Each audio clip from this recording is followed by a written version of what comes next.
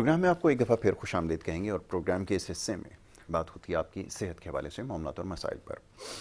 और प्रोग्राम का फॉर्मेट हमने ऐसा तरतीब दिया है कि ये जो दूसरा हिस्सा हमारा होता है अमूमन इसमें सेहत के हवाले से मुख्तलिफ़ मामलात पर गुफ्तगू होती है। मुख्तलिफ़ डॉक्टर्स, हुक्मा, तबीब वगैरह हम यहाँ पर मदऊ करते हैं और फिर वो आपके सवालों के जवाब देते हैं।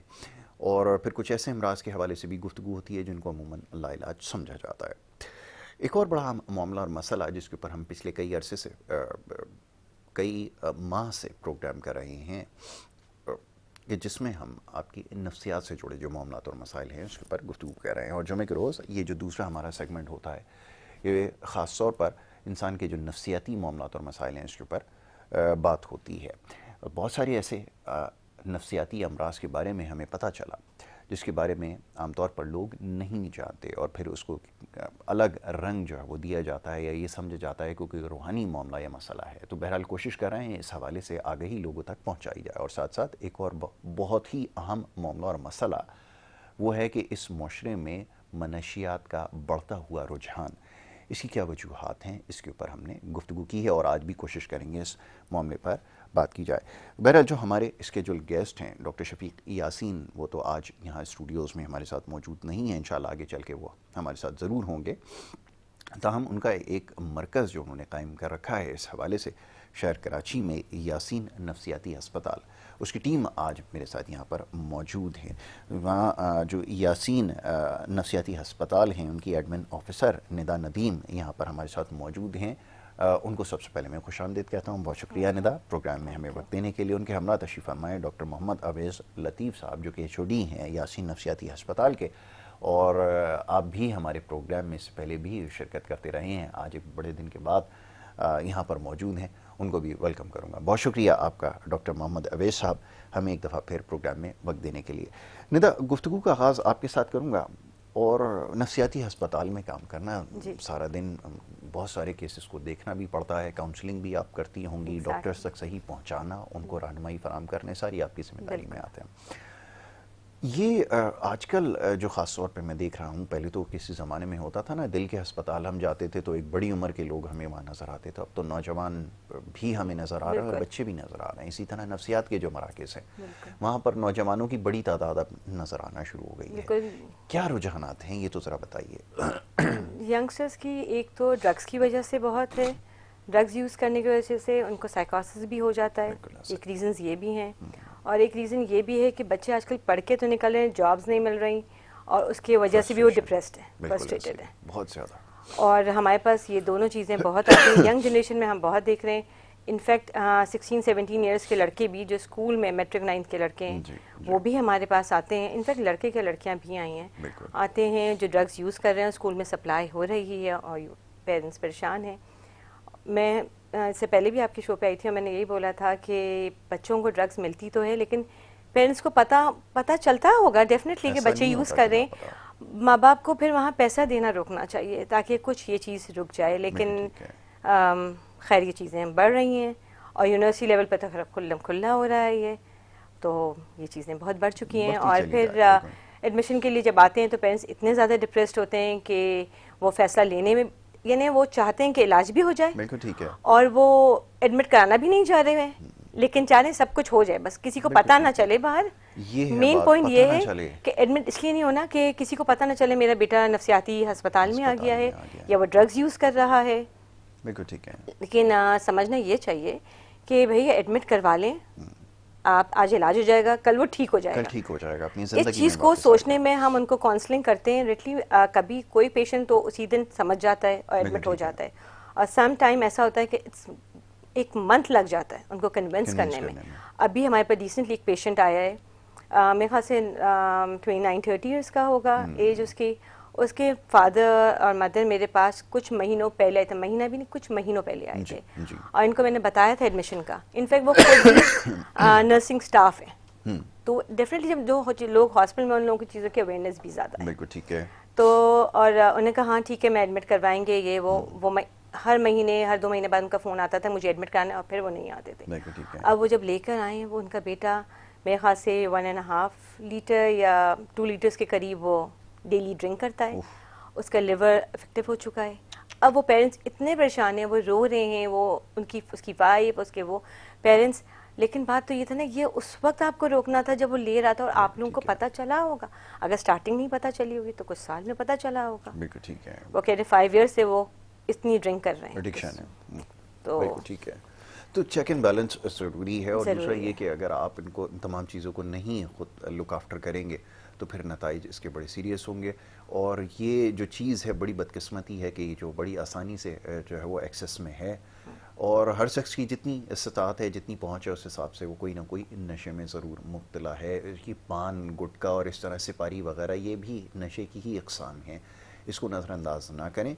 इसकी वजह से भी बहुत सारे मामला ख़राब हो रहे हैं। डॉक्टर अवैस, ये ज़रा फरमाइएगा, आप तो बड़े करीब से इन चीज़ों को देख रहे हैं। रुझानात का भी अभी तस्करा जैसे निदा ने किया, रोकना तो बहरहाल ज़रूरी है, लेकिन इलाज भी ज़रूरी है।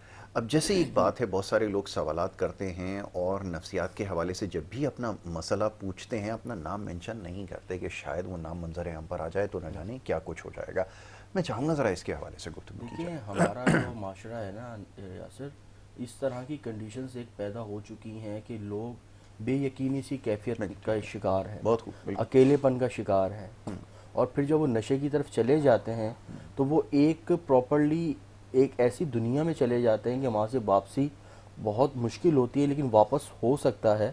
वो फैमिली पे डिपेंड कर रहा होता है, इन्वायरमेंट पे डिपेंड कर रहा होता है कि वो किस इन्वायरमेंट में है या किस इन्वायरमेंट में लाइफ स्ट्रगल चल रही है उनकी। तो उसमें देखें, कंडीशन अक्सर होती है हमारे साथ। हमारे पास कितने पेशेंट्स आते हैं जो ड्रग्स यूज़ कर रहे हैं। भाई स्टार्टिंग कहाँ से हुआ जी? वो दोस्त करते थे। सबसे पहले फैमिली को ये देखना चाहिए कि जो बच्चा आपका है वो किस तरह की गैदरिंग में है। देर देर तक रात को घर देर से आ रहे हैं, सुबह रात को पूरी रात घर से बाहर हैं, क्या कंडीशन है, किस तरह के दोस्तों में बैठ रहे हैं। पहले स्टार्टिंग जहाँ से होती है ड्रग्स की, वो हमेशा दोस्त फ्री में देते हैं। बिल्कुल ठीक। जब आपको एक दफ़ा पिलाएंगे, 2 दफ़ा, 3 दफ़ा, फिर उसका बंदा आदी हो जाता है। और जब आदी हो जाता है तो फिर वही सारी चीज़ें बढ़ती चली जाती हैं। अक्सर हमारे पास स्टार्टिंग के केस आते हैं जी, वो दोस्त ने खाली सिगरेट दी थी, वो हमने पीते रहे, उसके बाद फिर वो चर्च पे गए, फिर आइस, और फिर वो समथिंग बहुत सारे नशे आते हैं जिसके एडिक्ट होना शुरू हो जाते हैं, और वही सारी चीज़ें बढ़ती चली जाती हैं। ठीक है। तो मेन देखें, कॉज देखना चाहिए। बेसिक कॉज जो है वो घर वालों को देखना चाहिए कि रात को बच्चे कहाँ हैं, लेट आ रहे हैं, इन्वायरमेंट कैसा है, किस तरह के माहौल में बैठ रहे हैं। ग्रुप स्टडीज़ के नाम पर, ग्रुप स्टडीज़ के नाम पे फिर जो वेप आजकल आप देख रहे होंगे कि वो हर जगह पे एक वेप लिया हुआ है, और जी वो वीडियोस बन रही है उसके ऊपर, सोशल मीडिया के ऊपर एक वेप का बड़ा वो चल रहा है कि एक इन्वायरमेंट बनाया हुआ है। तो ये भी वेप भी एक नशा है।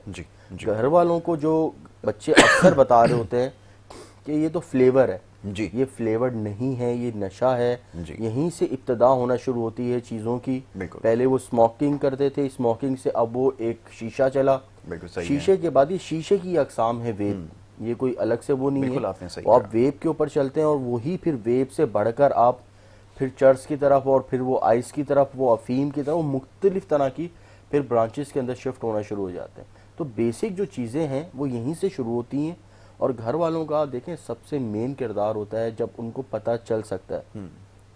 कुछ सिम्टम्स होते हैं, देर तक सो रहे हैं, पूरी पूरी रात जाग रहे हैं और लेट नाइट उठ रहे हैं, चिड़चिड़ापन ज़्यादा आ रहा है, गुस्सा बहुत ज़्यादा करना शुरू कर दिया अचानक से, हाइपर हो जाते हैं, बात कर रहे हैं सेंस में नहीं होते, आपसे बात कर रहे हैं घर वाले, आपका माइंड कहीं और है, आप कंफ्यूज रहते हैं, हाथ आपके कपकपाना शुरू हो जाते हैं। जब जैसे ही आपको कोई नशा जो भी आप करते हैं वो नहीं मिल रहा तो हाथों में कपकपाहट शुरू हो जाती है, वीकनेस फील कर रहे होते हैं। तो ये सारे सिम्टम्स होते हैं कि जिससे आपको इनिशियली पता चल सकता है कि बच्चा जो है आपका वो किस सेंस पे चल रहा है। ठीक है। पहले ये होता था कि एक एज लिमिट होती थी जिसके अंदर जाके नशा कर रहे होते थे। आप यकीन नहीं करेंगे, अब मेरे पास जो बच्चे आते हैं 12-14 साल का बच्चा मेरे पास एक दफ़ा है, 12 साल का, बल्कि 12 साल का बच्चा, मेरा नहीं ख्याल कि कोई बहुत उसमें होगा, कोई 7-8 का स्टूडेंट होगा ज़्यादा से ज़्यादा।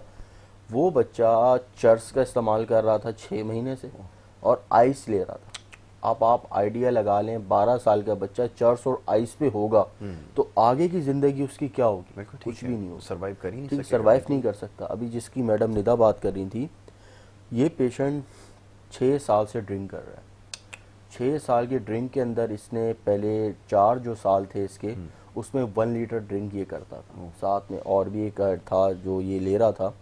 उसके बाद ये 2 लीटर मायना रखता है, 2 लीटर एक दिन में ड्रिंक करता था।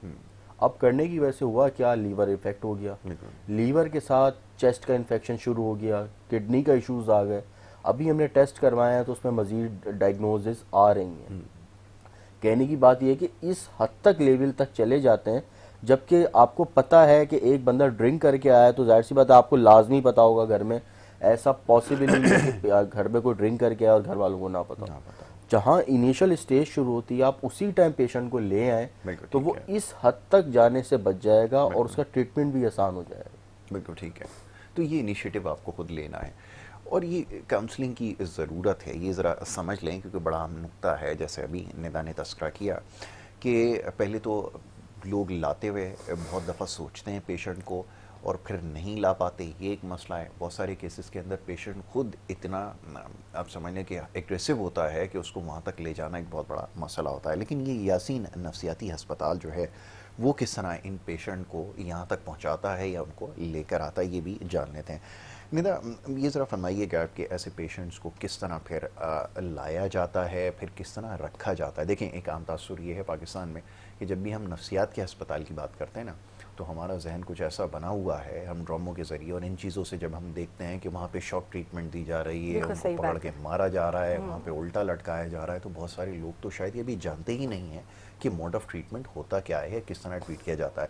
आपके अस्पताल में कैसा इन्वायरमेंट है, ज़रा ये तो बताएं। जैसे आपने बोला कि कुछ पेशेंट्स आना नहीं चाहते हैं, हम उनके लिए स्कॉट करते हैं। बिल्कुल ठीक है। हम उनको घर से लेकर आती है, ठीक है। घर जाते हैं, इंजेक्शन लगाते हैं ताकि थोड़े से ड्राउजी हो जाएं और फिर उनको लेकर आ जाते हैं एडमिट करने के लिए।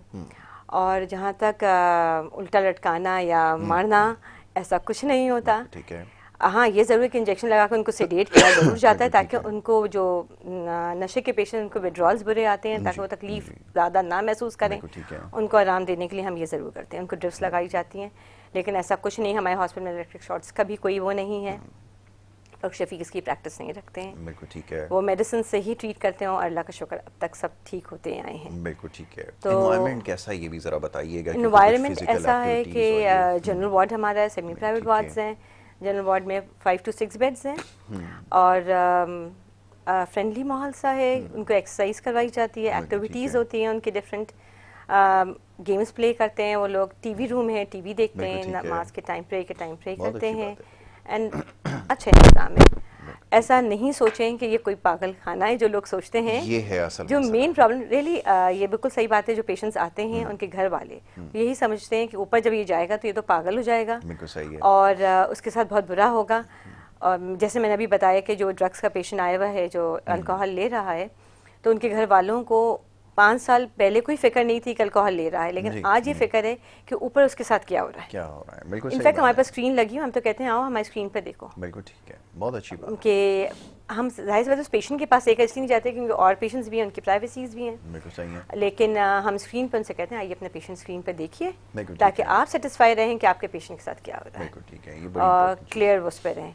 और लोगों को चाहिए कि प्लीज़ हॉस्पिटल में एडमिट करें, मैंने तो चीज़ के घर में रख के बैठे हुए हैं और कोई इसका सोल्यूशन नहीं निकलेगा। नहीं है, एग्जैक्टली आपने सही और वर्स पे वर्स होते होते ये होता है कि साइकोसिस में चले जाते हैं, ड्रग्स तो एक तरफ हो जाती है बात, अब प्रॉब्लम दूसरी तरफ शुरू हो जाती है। अभी हमारे पास एक पेशेंट है, वो ड्रग्स लेता है, उसने ड्रग्स छोड़ने के लिए दवाई लेनी शुरू की, ड्रग्स छूट गया, अब उस दवाई के नशे में वो आ गया।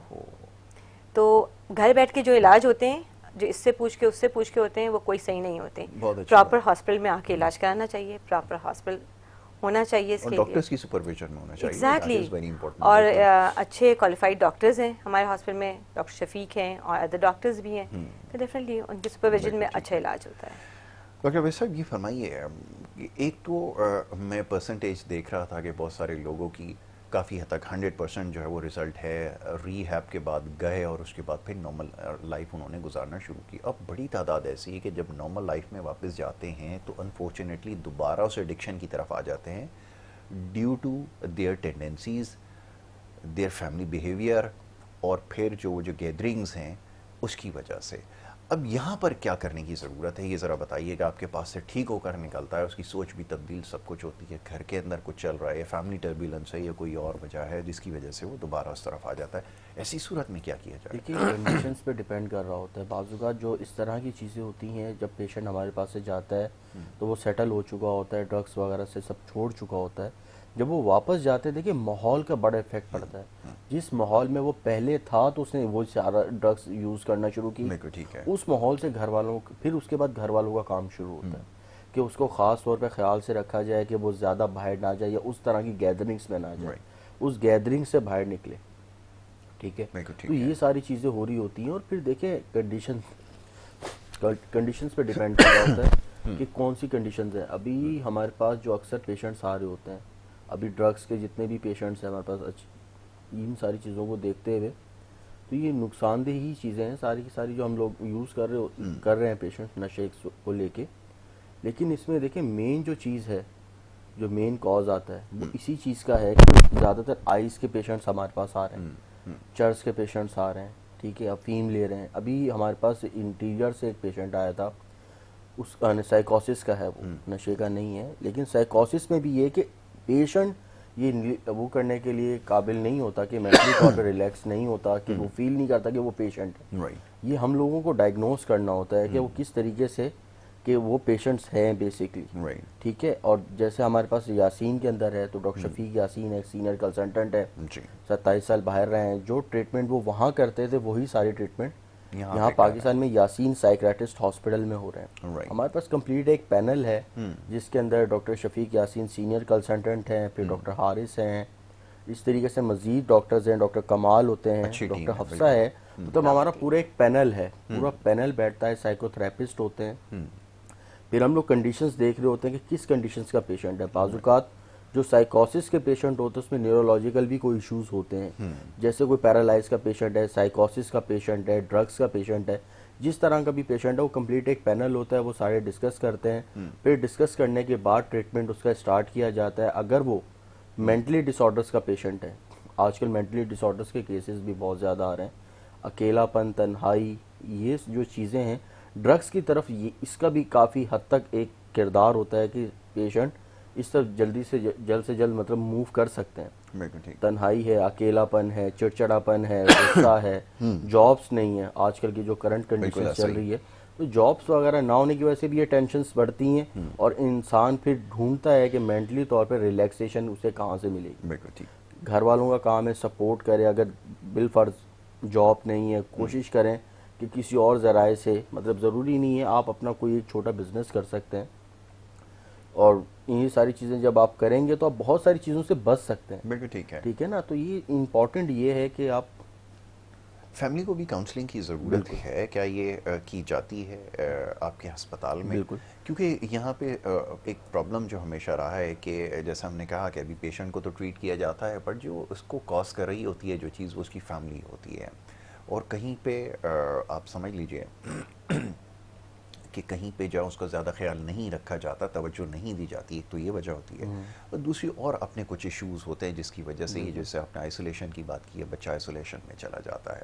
तो ये फैमिली को भी आप समझते हैं कि करने की ज़रूरत है? और क्या ऐसे लोग भी आए हैं जिसके बाद उनको यकीनन उससे फ़ायदा तो ज़रूर हुआ होगा, लेकिन तादाद में यकीनन कम होंगे? देखिए, बेसिकली फैमिली जब हम काउंसलिंग करवाते हैं ना, हमारे पास साइकोथेरेपिस्ट जो होते हैं वो काउंसलिंग करते हैं, सबसे पहले फैमिली की काउंसलिंग की जाती है। ठीक है, सबसे पहले उनसे पूछा जाता है कि घर का माहौल कैसा है, एनवायरनमेंट कैसा है, या जो पेशेंट है वो पेशेंट्स की तरफ क्यों गया, डिजीज़ क्यों एक्टिव हुई। ठीक है, तो पहले काउंसलिंग पेरेंट्स की होती है, घर की फैमिली मेम्बर्स की होती है।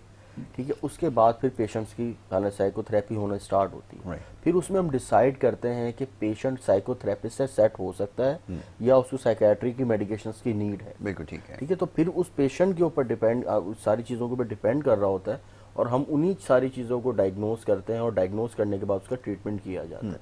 बेसिकली यही होता है। और जैसे जब पेशेंट, देखें किसी भी सेंस में कोई भी पेशेंट हमारे पास एडमिट होता है, अगर वो ड्रग्स का है, साइकोसिस का है, जिस चीज़ का भी पेशेंट है, तो उसके एडमिट होने के बाद फिर ये सारी चीज़ें हम लोग कर रहे होते हैं। इसमें साइकोथेरेपी भी हो रही होती है पेशेंट की, क्योंकि बहुत सारी चीज़ें ड्रग्स का अगर वो पेशेंट है या साइकोसिस का है तो उस काउंसलिंग की भी नीड होती है बीच में, ताकि उसको बताया जाए कि लाइफ स्टाइल कैसे आपने चेंज करना है, और बाहर जाने के बाद जब आप बाहर निकलेंगे तो आपके पास जो न्यू लाइफ एक स्टाइल होगा वो किस तरीके से आपने गुजारना है। ठीक है, तो उसमें फैमिली का भी एक बहुत अहम किरदार होता है, क्योंकि जब वो बाहर निकलेगा तो उसको वही सारी इन्वायरमेंट उनको बता दी जाती हैं कि भाई अब मेंटली तौर पे ये रिलैक्स है, लेकिन कुछ टाइम चाहिए होता है ट्रीटमेंट के बाद कि वो अपने प्रॉपरली फैमिली में रहें, इन्वायरमेंट में रहें, और उसको उन सारी चीज़ों से गैदरिंग से बचाया जा सके जिस गैदरिंग के साथ रह के उन्होंने ड्रग्स लिया था, या वो किसी ऐसी गैदरिंग में कोई परेशान थे, या कोई भी XYZ, जिस तरह की चीज़ों से बचाया जा सके उसको ज़्यादा। बिल्कुल ठीक है। तो ये सारी चीज़ें जो है वो हो रही हैं यासीन नफ्सियाती हस्पताल में, और ये सिर्फ ड्रग एडिक्शन का मसला नहीं है, उसके अलावा भी नफ्सियात से जुड़े बहुत सारे मामलात और मसाइल हैं जिसके ऊपर काम किया जाता है। और ख़ास तौर पर एक बड़ा मामला और एक मसला जो हम देखते हैं वो ये जिन और भूत वगैरह और आसिफ वगैरह के हवाले से अवेश, और हम इस पे ऊपर बड़ी बात कर चुके हैं और बड़े इंटरेस्टिंग केसेस भी आए हैं जिसके अंदर ऐसा कुछ होता रहा है। तो ये भी एक मसला है, इसको भी समझने की ज़रूरत है। हम हमेशा इस चीज़ पर जोर देते रहे हैं कि पहले आप डॉक्टर के पास जाइए। जैसे जिस्म के किसी भी हिस्से में आपको कोई बीमारी होती है, आप उस मुतालिका डॉक्टर के पास जाते हैं। नफ्सियात से जुड़े भी जो मामला है उसमें चाहे ये आसेब और जिन भूत का ही चक्कर क्यों ना हो, मैं ये नहीं कहता कि शायद ना हो, तो यकीनन इसमें होते होंगे ऐसे केसेस, लेकिन बड़ी तादाद ऐसी है जो नफ्सियात से जुड़े मामला हैं। मैं डॉक्टर वैसे ही इस बारे में पूछूंगा, यकीनन ऐसे केसेस हम डिस्कस करते रहे हैं और आज भी आते होंगे और आगे भी शायद आते रहेंगे। अब ये लोगों को इस चीज़ का इतराक बड़ी देर से होता है, जैसे अभी मेरे पास भी कुछ कॉल्स आई, कुछ क्वेरीज आई कि हमें ऐसा महसूस होता है कि वाक़तन कोई नफ्सियात का मसला है। अच्छा डॉक्टर अवैस, मैं चाहूँगा कि इसके ऊपर ज़रा तफसील से गुफ्तगू की जाए। ब्रेक के लिए कहा जा रहा है, एक छोटी सी यहाँ पर ब्रेक ले लेते हैं और ब्रेक के बाद जब वापस आएंगे तो इस मामले पर गुफ्तगू की जाएगी। आप देखते रहिए प्रोग्राम गुड मॉर्निंग कराची।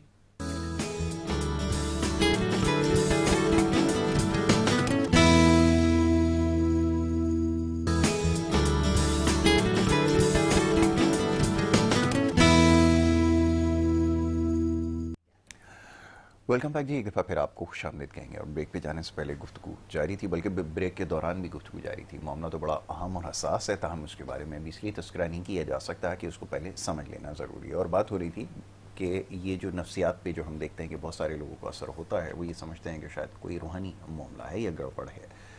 हम ये बिल्कुल नहीं कहते कि ऐसा नहीं होता, वो यकीनन ऐसे भी मामला हैं जो शायद एक आम आदमी की समझ में ना आते हो। तो हम उससे ज़्यादा जो मामला है वो है नफ्सियात का।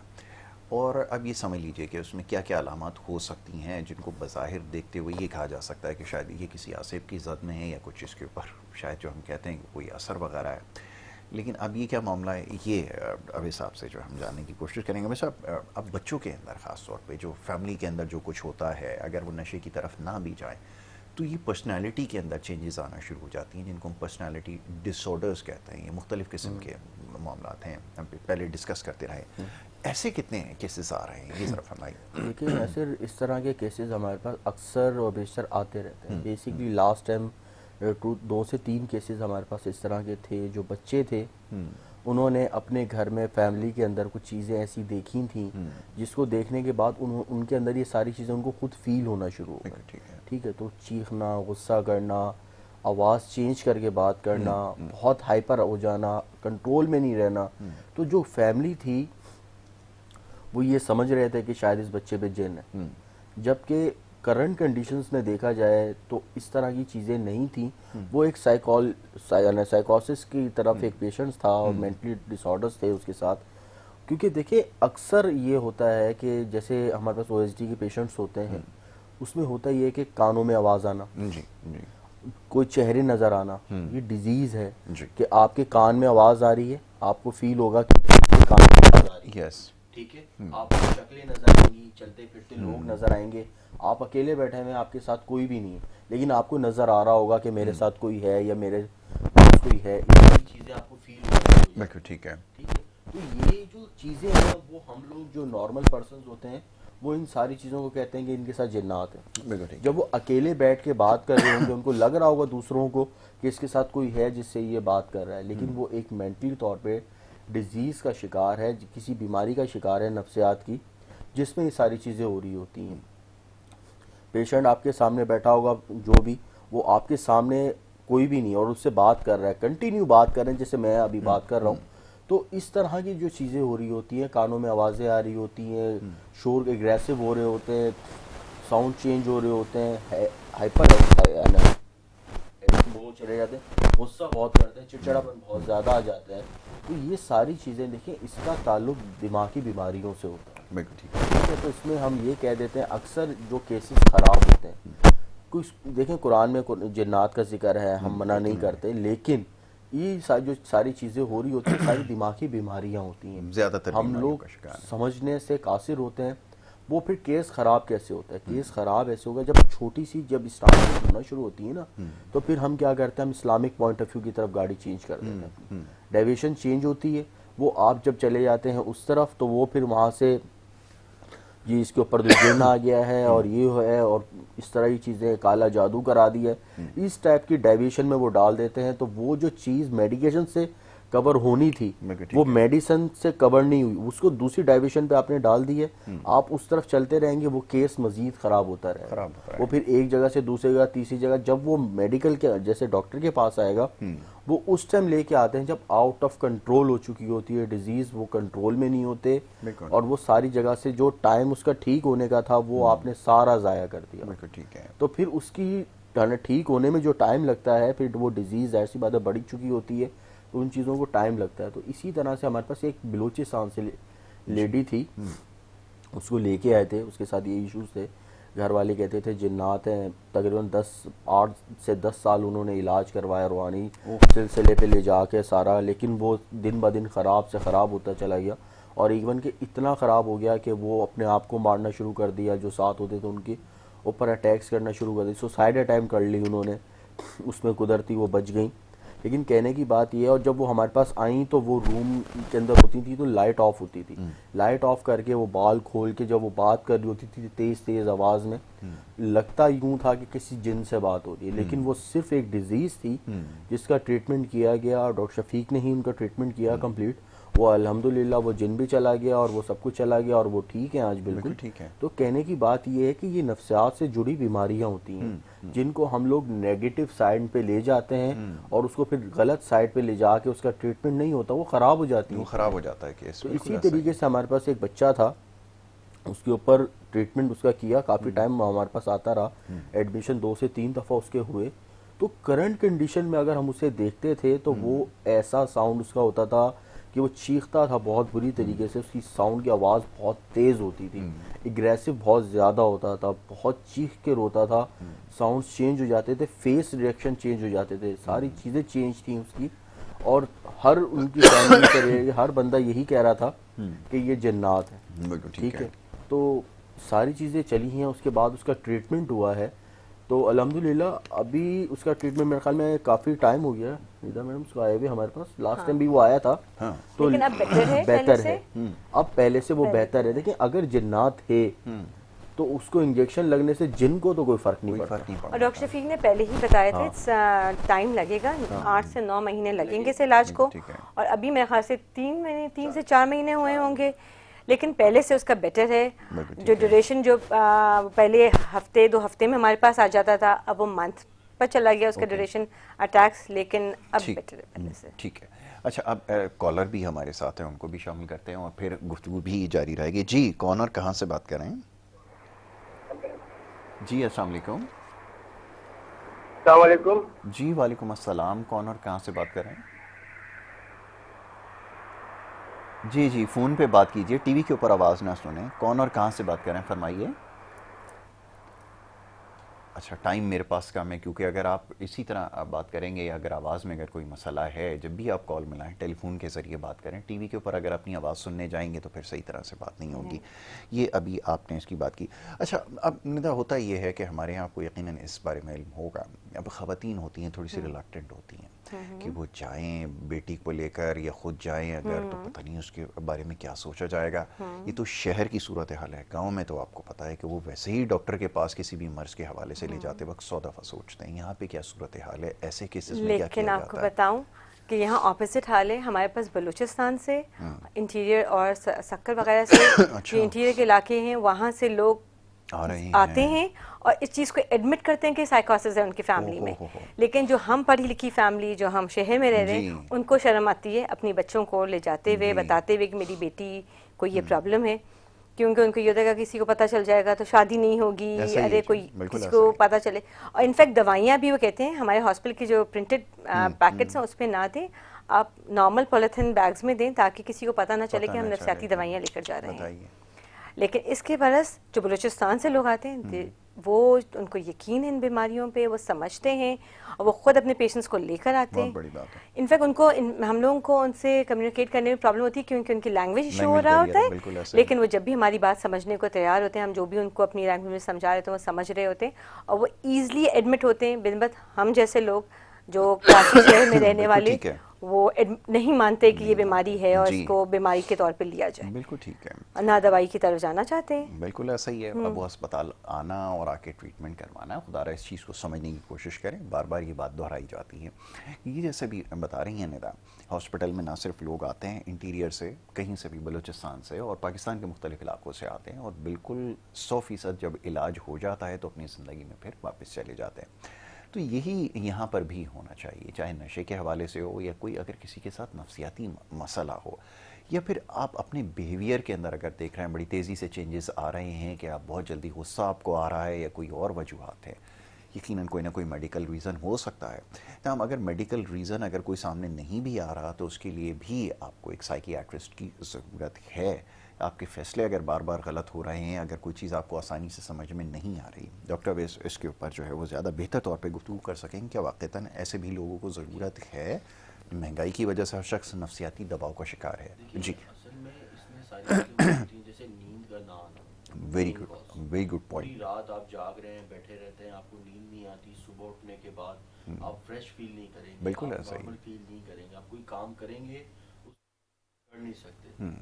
ये पूरी रात आपका दिमाग जागता रहा है, आप सोए नहीं है, सुबह उठने के बाद चिड़चिड़ापन आना, गुस्सा आना, इरिटेशन होना, चीजें रख के भूल जाना, सर का दर्द रहना, ठीक है, ये सारी डिप्रेशन से रिलेटेड है, एंजाइटी से रिलेटेड है। देखिए नफ्सियात का, मैं अक्सर अपने प्रोग्राम्स में ये बात कहता हूँ, नफ्सियात का हरगिज मतलब पागलपन से नहीं, ठीक है। नफ्सियात के अंदर पागलपन बहुत बाद में आता है, ठीक है। तो इसी तरीके से जैसे डिप्रेशन हो गया, आपका एंजाइटी हो गई, ओएसडी का पेशेंट हो गया, शिज़ोफ्रेनिक तो बहुत बाद की चीजें हैं, ठीक है। तो ये मेन देखिए, मेन यहाँ से स्टार्ट होता है। आपको नींद नहीं आ रही, पूरी रात आप जाग रहे हैं, ठीक है, आप सोच ज्यादा रहे हैं, आपके हेडेक हो रहा है। देखिए जनरल क्या होता है, किसी के हेडेक हुआ, सर का दर्द है, कि पैरासीटामोल है, बिल्कुल ठीक है, सेल्फ मेडिकेशन। कोई नहीं पूछेगा कि क्यों हो रहा है। देखिए दर्द कोई खुद डिजीज नहीं है, बिल्कुल, ठीक है। दर्द किसी इंडिकेशन को शो करता है कि आपकी बॉडी के अंदर कुछ इम्बैलेंस है, जिसकी वजह से वेरी राइट पेन शो हो रहा है। अब्डोमेन पेन है जी, ये वाली मेडिसिन आप खा लें, मेडिकल स्टोर से मेडिसिन लेंगे, वो खा लेंगे, कॉज नहीं देखेंगे कि क्यों कॉज है, बिल्कुल ठीक है, किस वजह से दर्द है, कॉज नहीं देखते। बेसिकली होता यही है कि नफ्सियात के अंदर भी यही चीजें आपके साथ जब ये सारी चीजें होना शुरू होती हैं, जब इनिशियली स्टार्ट होता है, आप उसी टाइम आए, दिखाएं, तो उसको से आपकी जो मेडिकेशंस की जाएगी तो आप बहुत जल्द वक्त से पहले सेटल हो जाएंगे। हेडेक है, ज्यादातर जो प्रॉब्लम्स आती हैं वो हेडेक में आ रही होती हैं, नींद नहीं पूरी होना, घबराहट, बेचैनी होना, ठीक है। तो मुख्तलिफ तरह की चीजें हो रही होती हैं, आपको फील होगा कि आपके पीछे कोई आ रहा है। ये वो सारी चीजें हैं, जब नींद नहीं पूरी होगी आपकी तो आप फील नहीं करेंगे, आपके हेडेक होगा, जब हेडेक बढ़ेगा तो ये ख्यालात बढ़ते, नेगेटिविटी बढ़ रही होती है, आपको नेगेटिव थॉट ज्यादा आना शुरू हो जाते हैं, आपको ख्यालात आ रहे होते हैं, आपको फैमिली को लेकर नेगेटिव थॉट आ रहे होते हैं कि मेरे बाद घर में क्या हो रहा होगा। ये जो चीजें हैं ना, ये सारी नफ्सियात से रिलेटेड और खुद ही मेडिकेशंस कर लेते हैं। सेल्फ मेडिकेशंस जो ये तो एक बहुत बड़ा प्रॉब्लम है। स्लीपिंग पिल्स तो वैसे खाते हैं, कहते हैं हम तो इतना खाते हैं, हम तो ऐसे भी पेशेंट आते हैं जो पूरा पत्ता खाते हैं और कहते हैं हमें नींद नहीं आ रही है, तो आप क्यों खा रहे हैं, क्यों नहीं आए हॉस्पिटल? और ओवर द काउंटर अवेलेबल भी, आप जहाँ जाएं आप मेजर इशू हमारे मुल्क की ये है कि दवाइयाँ जो हैं वो आप विदाउट प्रिस्क्रिप्शंस मिल जाती हैं। बिल्कुल ठीक है, चलें जी, अब वक्त ख़त्म हो गया। बिल्कुल गुफ्तगू तो बड़ी इंटरेस्टिंग है और इंशाल्लाह आगे भी जारी रहेगी। लास्टली निदा, मैं चाहूँगा ज़रा जो हॉस्पिटल की लोकेशन है, जो कराची में रहने वाले हैं, उनको ज़रा समझा दें, बता भी दें, टाइमिंग्स वगैरह के हवाले से भी कब आ सकते हैं, ज़रा उसके बारे में बता दें। हमारा हॉस्पिटल नाज़िमाबाद 3 नंबर पे है और टाइमिंग्स हम लोगों की सुबह 10 से रात 10 बजे तक है, और डिफरेंट टाइम्स पे डिफरेंट डॉक्टर्स अवेलेबल हैं। Doctor Shafiq on video calls by appointment देखते हैं और वीडियो कॉल्स पे भी देखते हैं, जैसे जिसको कन्वीनियंट हो वैसे दिखा सकता है। और स्क्वाट की भी फैसिलिटी हम फैसिलिटेट करते हैं पेशेंट्स को। जो पेशेंट्स खुद से नहीं आ सकते वो हम स्क्वाट टीम भेजेंगे उनको एडमिट करने के लिए, ठीक है, और हम उनको फैसिलिटेट करेंगे। ऑलराइट जी, चलिए निदा, आपका बहुत शुक्रिया कि आपने हमें वक्त दिया। आपका डॉक्टर अवैस बहुत शुक्रिया कि आपने प्रोग्राम में हमें वक्त दिया, और ये गुफ्तगू इंशाल्लाह आगे जारी रहेगी यहाँ पर, क्योंकि हमारा प्रोग्राम का वक्त जो है वो ख़त्म हो जाता है। नेक्स्ट टाइम इंशाल्लाह प्रोग्राम में आपसे मुलाकात होगी। मोहम्मद यासिर और हमारी टीम को इजाज़त दीजिए। अल्लाह के निगहबान।